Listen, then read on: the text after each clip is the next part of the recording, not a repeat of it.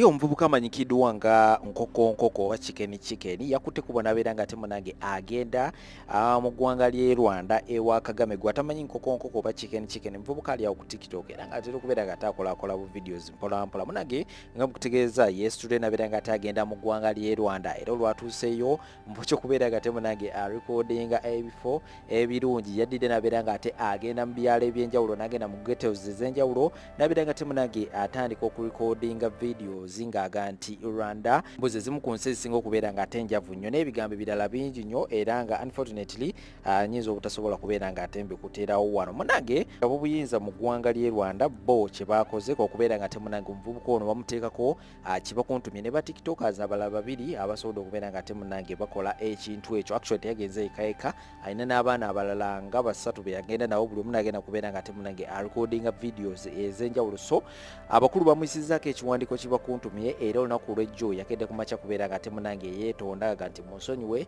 bye nakozesa bitegedde naye abantu oba authorities ez'enjawulo zigambye nti munnange ekyamazima kiri nti Chicken ayinza obutagendera bwatyo nti ensonga ziyinza obutagenda bwe zityo era mbu ekyokwetonda wadde yakikoze naye biyinza obutaggweerawo era agenda kubeera nga tembikuteerawo awo mu maaso osobole okubeera nga ate omanya ki ekyasobodde okubeera nga tekihappeninga side zeewe genda osaba mu comment section gwolowooza Chicken kye yakoze ekyokubeera nga ate agenda mu ggwanga ly'e Rwanda yatandika okubeera nga ate alikodinga sako n'okwogera ebigambo binene byasobodde okubeera nga atayogera ku ggwanga ly'e Rwanda nali bateereddewo wano unfortunately anyinza obutasobola kubeera nga ate mbibaterawo kubanga manyi okubeera nga ate mpitako e Rwanda manyi okuyitako mu nsi ez'enjawulo so nyinza obutasobola kubeera nga ate mbaterawo videos bwezito so obeera nga teoteka wansi awo comment yo atubuulire gwe ki kyolowooza ku nsonga zino era nga bwe naba nkugyeyo eyo ngenda kubeera nga ate nkongerako ne bu videos obulala bungi nnyo likinga ate sharingirako abalala komawo n'amawulire amalala mangi nnyo temubaawo anjagala okwogerako ku TikTok njogereko n'omwana gwe bayita Chicken ndowooza oddusa nnyo n'oyitawo okoma bw'oba olimu amagezi ng'olina akatoolo manyi ne kitaawo naye abeera ku social media okwo kwaleekaanira Amini yawa kitaawo miliyoni 2.15 yandibadde akola business nava ku TikTok n'emyaka gye sijja TikTok naye mwekumire mu buddu bw'endowooza kwe mulowooza nti mujja kubeera ku TikTok mubirigule amabina mugakwatemu mugakubemu empiso mugakube engalo mugambe nti mulina amannya ovudde kuno ogenze Rwanda okutte eggwanga lya Rwanda olikavalinze wabiwokka olaba tebalina masimu na cameras zikavalinga wabyawo ne bapromotingawo gwe mu byonna byonna wagenze Rwanda wakavalinze wabiwokka obitadde ku TikTok tokomye okutula interview ovuma Rwanda weriendi mulina akamanyo kemanyidde wano okumanyira president Museveni n'atula ntebe n'abasirikira Kagame ojja kumulaba kimafiya bw'otalabe Kagame ojja kulaba babayita Abanyarwanda batuufu genda obuuze ku Nadduli ojja kutegeera kye bayita abavandimwa oba Abannarwanda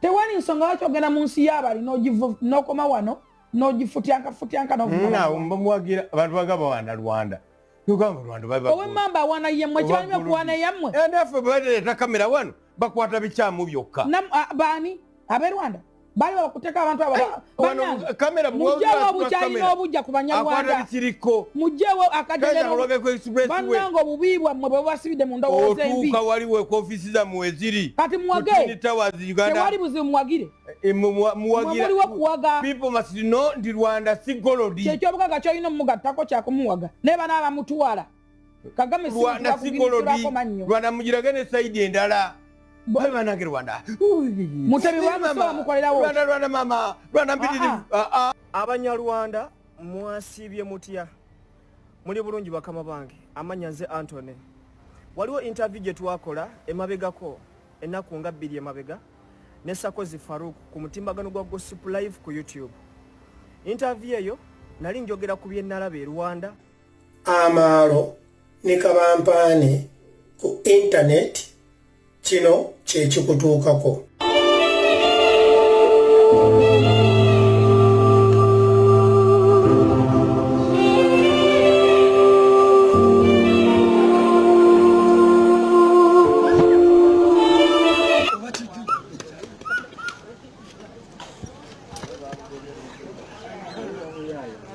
sajja yaba kikunga wajja kunga media mukomye okukozesa obukulembeza amaalo ku intaneti era mukomye okukulembeza kabampaane ku intaneti kubanga ebijja okutuukako byebyo. So bakama bange Abanyarwanda nsooka okwetondera ambasada wa Kigali mu Uganda simumanyi linnya ne bangambye ize Kano netondera ambasada wa Kigali mu Rwanda nsaba konsonyiwa. Okay. Netondera President His Excellency Kagame Paul saba konsonyiwa mukama wange kuba bangambye amanyi Oluganda nabadde sikimanyi. Aisha amanyi. President Kagame munange najja mu nsi yo ebyaddala abantu ebirungi tebaabirabye bye nayogedde ne bagezaako okwetikka ebibi bye nayogedde naye yo si ensonga enkulu nsaba kunsonyiwa mukama wange. Ambasada wa Kigali mu Uganda nsaba kunsonyiwa. Abanyarwanda abali waneeno nsaba kunsonyiwa nakoze ensobi. Abanyankole ba Western bonna n'abantu bonna bali connected oba inayo omuntu Rwanda nga naye wanyi wakoseddwa nsaba kunsonyiwa. Ebyaddala bangambye nti omusajja Kagame ateeka sente nyingi nnyo mu tourism ye Rwanda. Nze nabadde sikimanyi nakimanya nti nno Rwanda main export yayo is tourism. Tourism gwe bali ako. Ebyaddala nabadde sikimanyi. Kitegeeza mu bufu bwe bumu nange ng'omuntu bwe nvaayo n'enjogera ekibi mbanga alemesa abalambuzi okugenda wa mu nsi ye. Tufiiriddwa bannayuganda bannaffe mikwano gyaffe olwa intaneti. Twafiirwa Jjajja Ichuli ne tufiirwa Jakana Nadduli olwa kabampaane ku intaneti. Bangi bannaffe bali mu makomera Madubala ne banne bali mu makomera lwa intaneti. Abantu bangi bafiiriddwa emirimu gyabwe nga Honorable Zaake ow'Emityana kukozesa bubi intaneti. Abantu bangi bafiiriddwa amaka gaabwe. Abantu baweddemu ekitiibwa. Bizinensi ziweddewo. Abantu bakyaye bannaabwe mikwano gyabwe olw'okukozesa obubi intaneti nga tukulembeza amaalo nga tukulembeza obusiru n'obutafumiitiriza. Bannayuganda mbeegayirira tukozese intaneti bulungi tuleme okukulembeza amaalo ne kabampaane. Osobola bulungi okweteeka mu self exile olwa kabampaane nti nze nnina osooka okubreakinga amawulire, nze nnina okukola hiiti nti nze natadde eggulire bweriti. Mind about your life. Ffenna abantu abali ku intaneti tulina abaana oba tulina families zetuvaamu. Ojja kgenda oteeke eggulire ku intaneti kuno nga limenya famire y'omuntu omuteekeko eddimu eritaliggwaawo. Omuntu oyo ayinza obutalowooza kyakubiri n'akujja mu bulamu bw'ensi eno nga bwe twafiirwa Jjajja Ichuli, nga bwe twafiirwa Jakana Nadduli. Ne lwa intaneti essimu gye weegulira, gye weeteerako data oba gye weesasulira wifi nga yeekuleetedde ebyo, obadde otambula bulungi n'ogenda e Uganda n'olaba ku bazadde bo, n'olaba ku ba obbizi ne ba ogizi bo, n'olaba ku battaka ku kyalo, n'ogenda n'olima ku bijja oba n'olaba ku bintu byo by'oba oli okoze Uganda. Naye essaawa zino tulina bannaffe abatasobola kulinnya kigere kyabwe mu Uganda. Si lwakuba nti nno abantu abo bakulimino, nedda, wabula lwa kabampaane owa intaneti n'okukulembeza amaalo nga Fred Lumbuye ne bannaffe abalala. Bannayuganda kambabuulire abantu abo abakuwaana nti oli wakabi wamma bakube oyogedde teriyo n'omu agenda kukuyamba ng'ofunye ebizibu. Kkiriza obagaana ate si buli ggulire ly'olabye nti olina okuliteeka mu public. Kubanga ki bw'oliteeka mu public ofunamu ki? Sooka olisensalinge y'ensonga lwaki media houses bayina ba editors.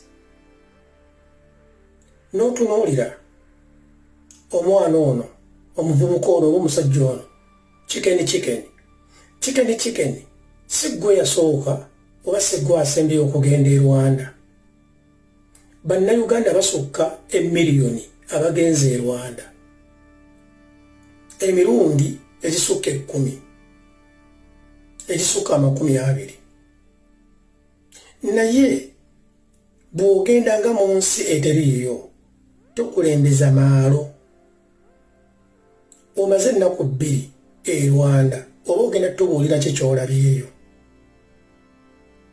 Era muntu ki mu Uganda gwoyinza okugamba nti agenze mu nsi bweti amaze ennaku 2 ategedde ebyayo ajja abinyumiza abantu.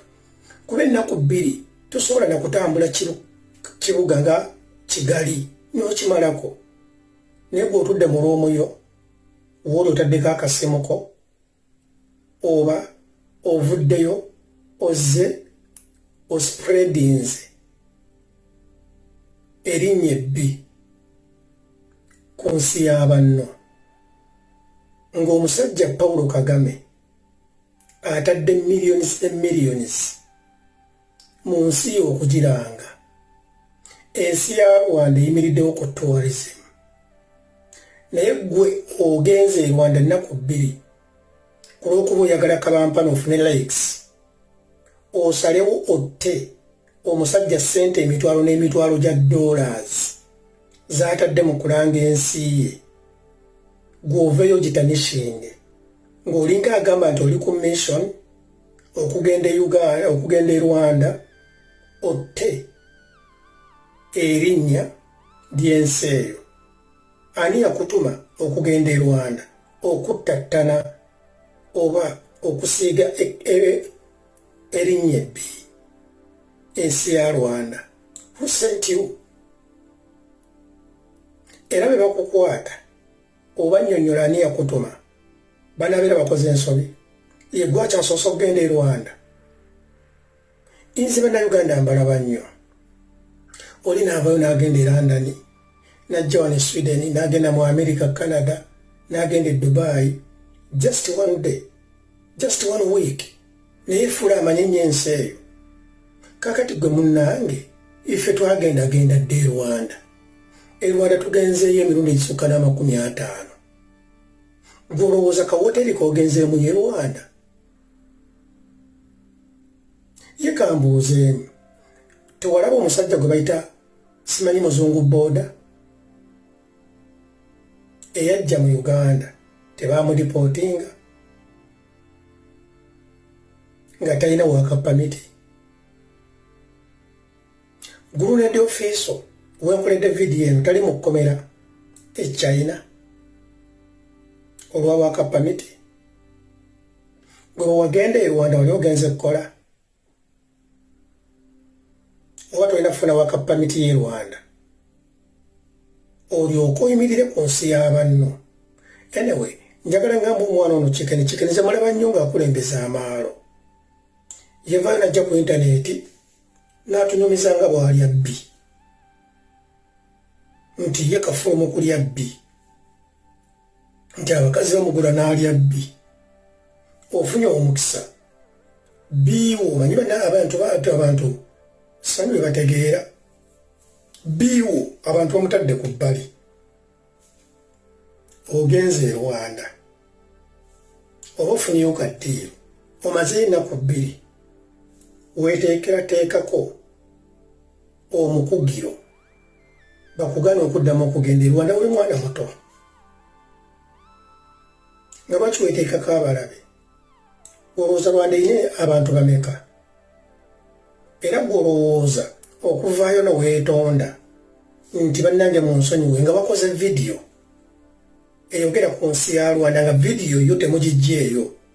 Olowooza Kagame musiru, olowooza Abanyarwanda basiru, okuvaayo noweegayirira noweetonda wandisoose kuggyayo vidiyo eri ereme kusigala ng'etambula, kubanga osobola okwetonda ate nga eri vidiyo yesinga okulabwa, abantu abalala ne batalaba kwetondaako ne bakola ekikyamu.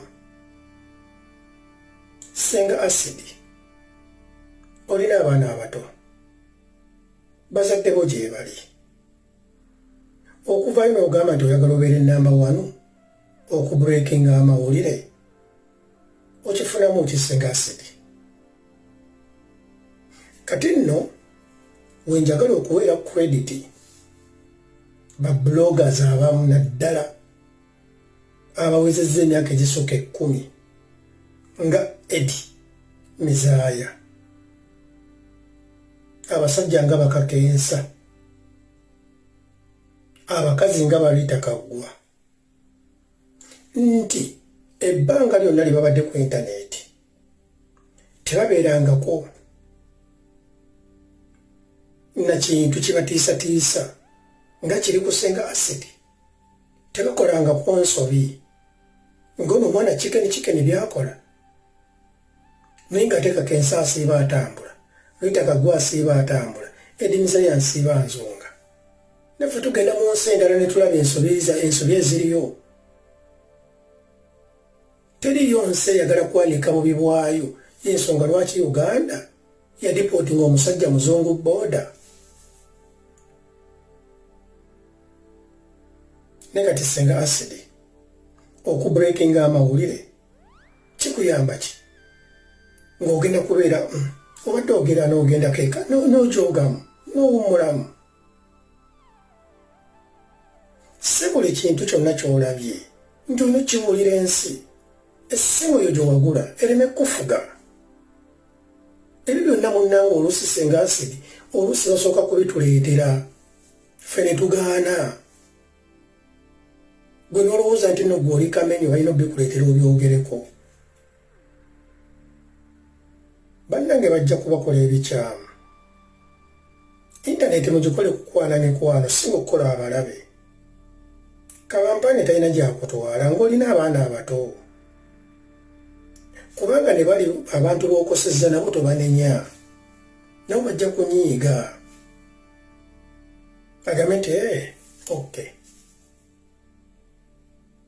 Ate naddala nga be bali mu buyinza. Senga Acid oli mukazi muyivu.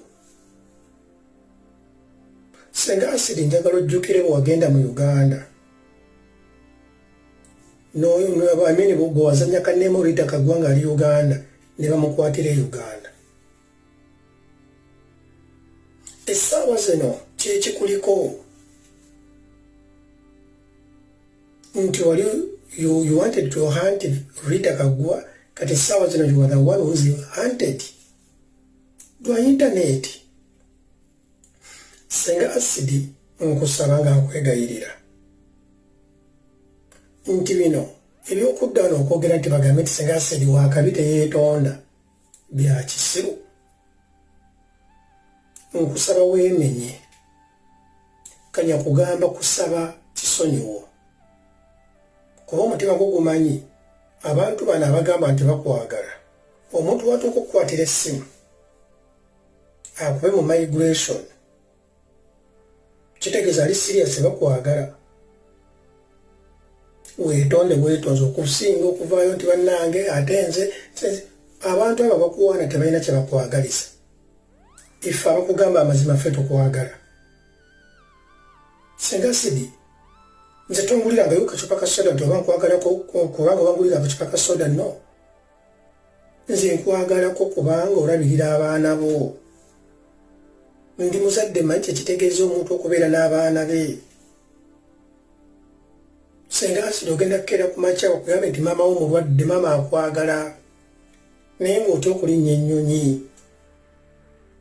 Oba omukadde otandika omuwa hard time nti maama malinnya kankugulire tiketi tusinkane e Rwanda oba tusisinkane e Tanzania oba e Kenya.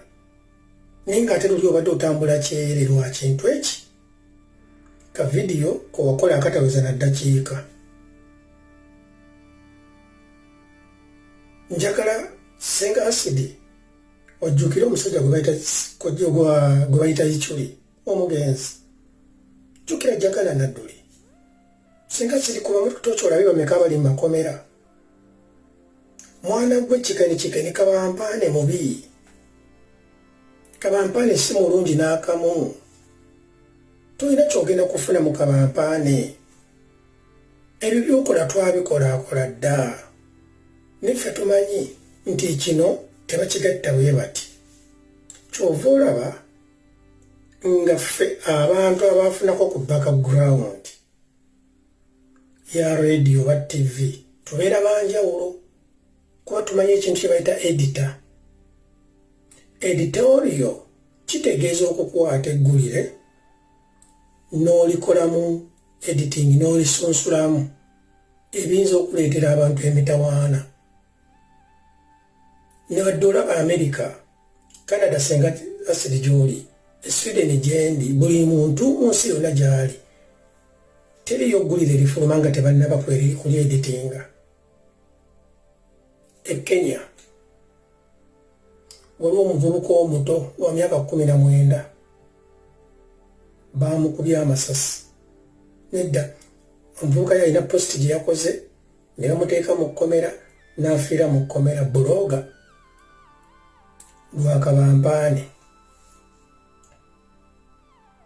Njagala ngambe ba bloggers bano waliwo ekintu kye bayita no-go area.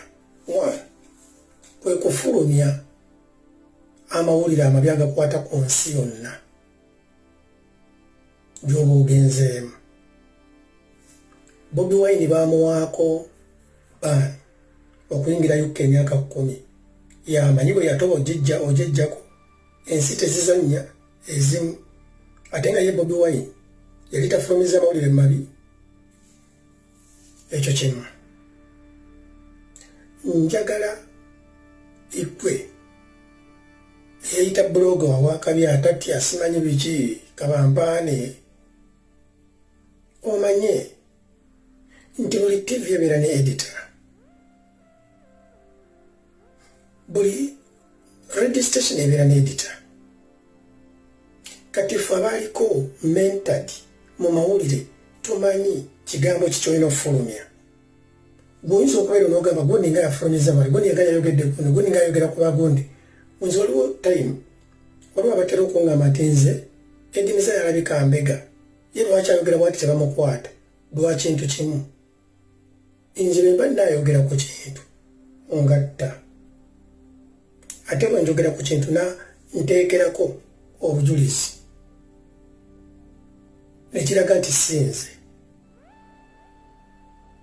Nze soogera kintu nga nekiriko obujulizi. Nze olitankubira ssimu nampa ggulire nendyogera oba nenkikola nedda. Kyekimpangaazizza nti nava ku radio nenva ku TV mbadde ku social media mwenna nze nabasookako naye tebankolangako samoni. Teri yali agambyeko nti edimiza yatumuwaagala nedda. Kubanga mmanyi ki kye nnina okuteeka mu bantu ne ki kye sirina kuteekamu. Amaalo ne Kabampaane bannaffe bangi bafudde bali mu makomera emikwano gye baweddeko. Abamu bafunyiza bbaani z'obutaddamu kutambula mu nsi. Abalungi abatuwuliriza era abatulaba olunaku olwaleero tukyaddeko ewa Sheikh Asiraf Dembe. Sebo sanyusa okubalaba. Amannya agange ye Sheikh Asiraf Dembe akola ku bizibu by'enjawulo. Omuntu singa aba alina ebirwadde musomereddwa tunywa amazzi ga lukuya nga bw'obadde ogalaba. Tugenda abantu ku kyoto ne twokya emizimu emibi egibabaamu n'okulombeddwa abantu singa abeera ng'ali wano atuuse nsobola okumulombereddwa ne waba atatuuse nga mpadde amannya ge naye ng'ali wala. Naneetaase mutuuse enamba yange yeeno eri 0701763711 nammwe bannyinaffe abali ebweru oyagala okuba nti oyagala okulombera ku ddwa ng'olina ebizibu viza zibuze amaka gakolongotana sente zikola zimpita mu ngalo ojja kumpeereza ekifaananyi kyo n'amannya go ebyo byokka bijja kummala nja kukulombera edduwa ojja kutereera olunaku olusembayo mu mwezi mba n'edduwa eyawamu ffenna n'abalwadde bange abakadde n'abapya. Salaamu alaikum warahmatullahi wabarakatuh.